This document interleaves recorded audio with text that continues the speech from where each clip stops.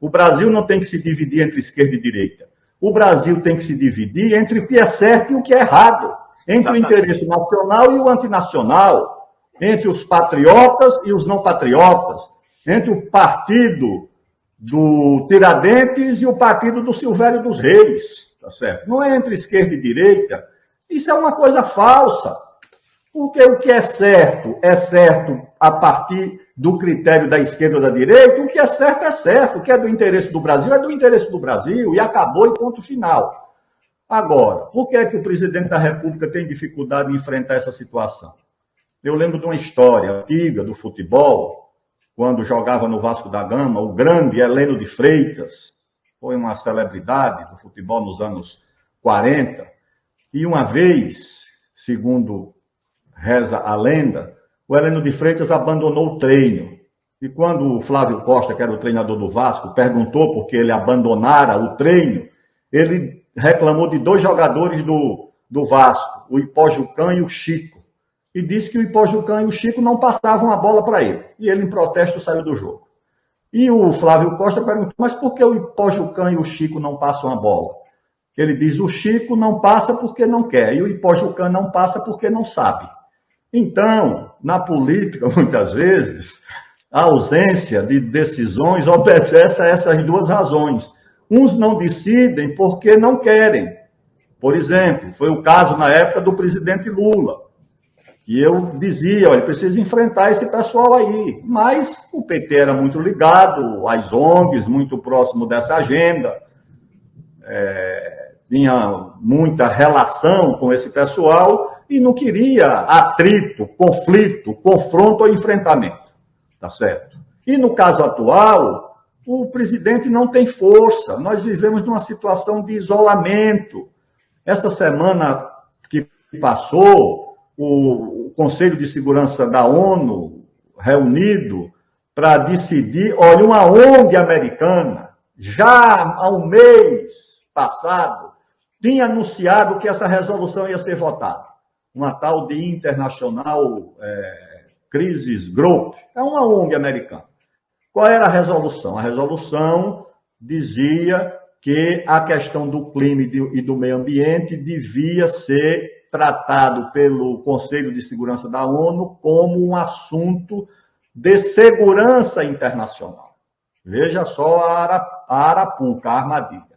Se o Conselho de Segurança da ONU aprovasse que clima e meio ambiente deveriam ser assuntos de segurança internacional, é evidente que o próximo passo era o seguinte: se a Amazônia é uma área de profunda relevância para o clima e para o meio ambiente, logo a Amazônia teria que ser tratada como um assunto de segurança internacional. É evidente que isso era a véspera de uma decisão dessa natureza.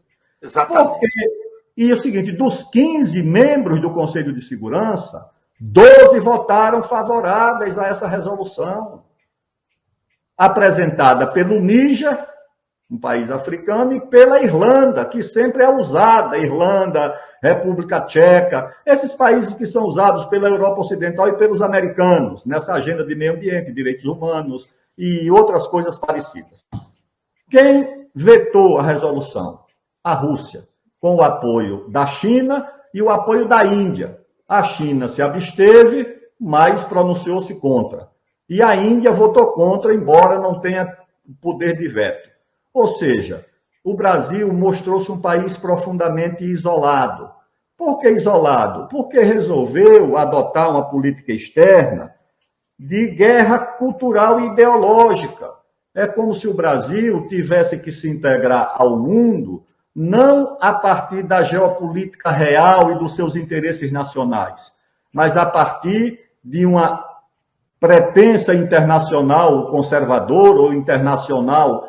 Ou seja, e o que é que isso tem a ver com os interesses do Brasil? E se o interesse do Brasil não coincidir exatamente com essa agenda, como é que nós vamos nos situar? Então, eu acho que falta ao governo brasileiro força e coesão interna, porque para enfrentar isso aqui dentro, você precisa de um nível de coesão interna razoável.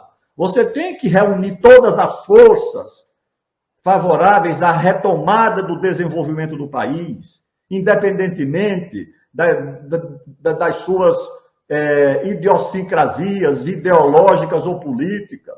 Você tem que fazer uma ampla aliança heterogênea.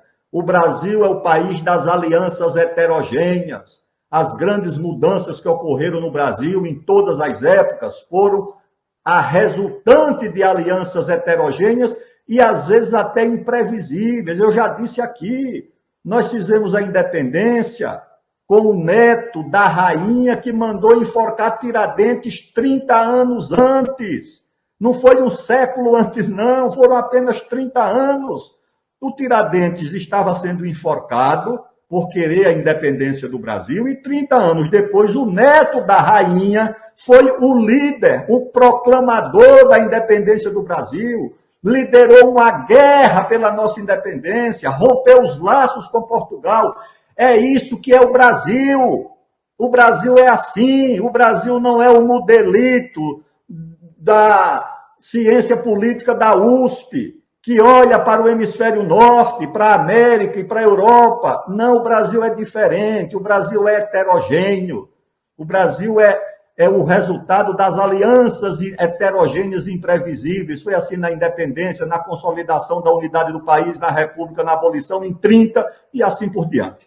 Portanto, eu acho que o governo atual não compreende essa marca do nosso país e agarrou-se a uma agenda e a uma divisão falsa do país, uma separação pelo critério ideológico, onde muitas vezes o aliado é tratado como inimigo e o inimigo como aliado, e isso gera uma fragilidade. É um desperdício de energia. Diante disso, naturalmente, essas forças elas até crescem, elas se avolumam, como tem acontecido recentemente no Brasil, infelizmente.